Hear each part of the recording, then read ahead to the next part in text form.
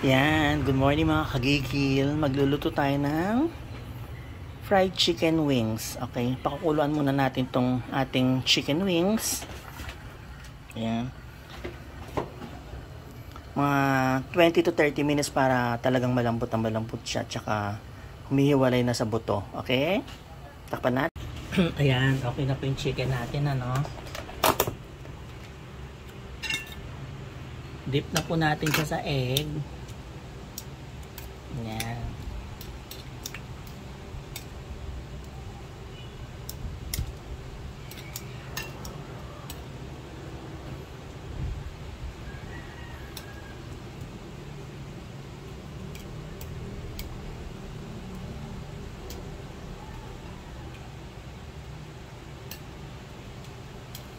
Andito nga pala ako sa kaibigan ko ngayon magluluto, kasi wala kaming gas.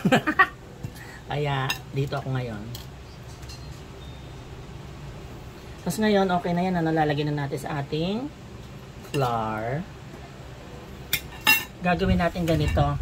Ilalagyan na tayo, tapos i-shake natin siya, Ayan, ganyan, para ma-cover yung chicken. Ayan.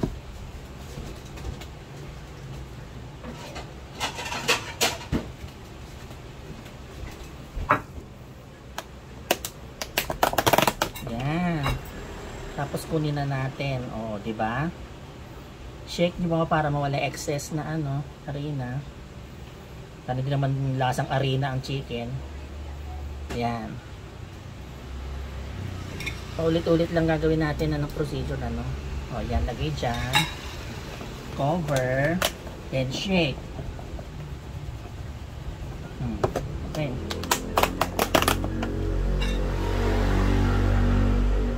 Yan covered na siya.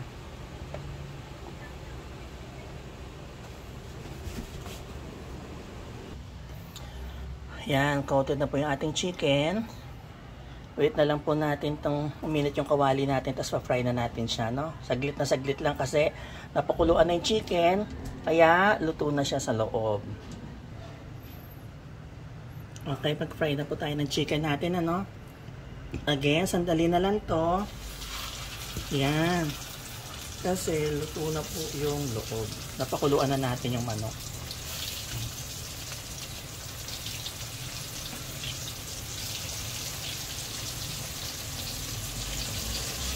Huwag mong i-overcrowd yung kawali, kasi para maganda ang pagkakaluto ng manok even, okay? Okay, balik na rin na po natin, Yan.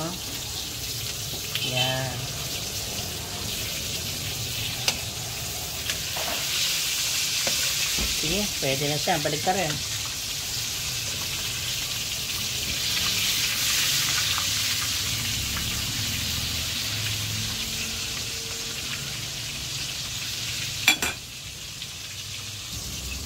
Okay, check na po natin, Yan, pwede nang hanguin chicken. Okay.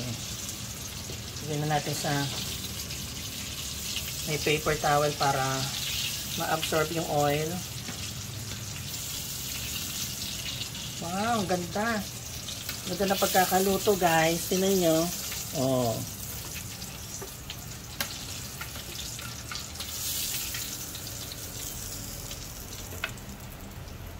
Okay, next batch.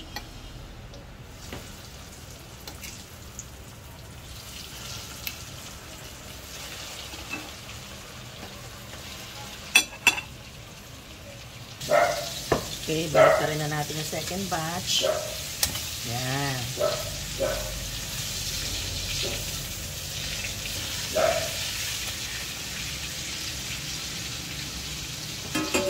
Dali na lang po yan, Okay, hanguin na po natin,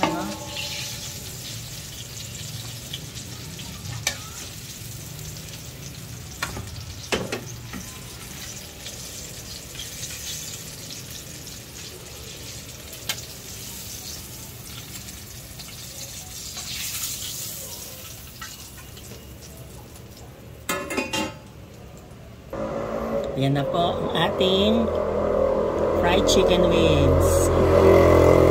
Sarap! Kain Kain na po tayo. Enjoy your lunch.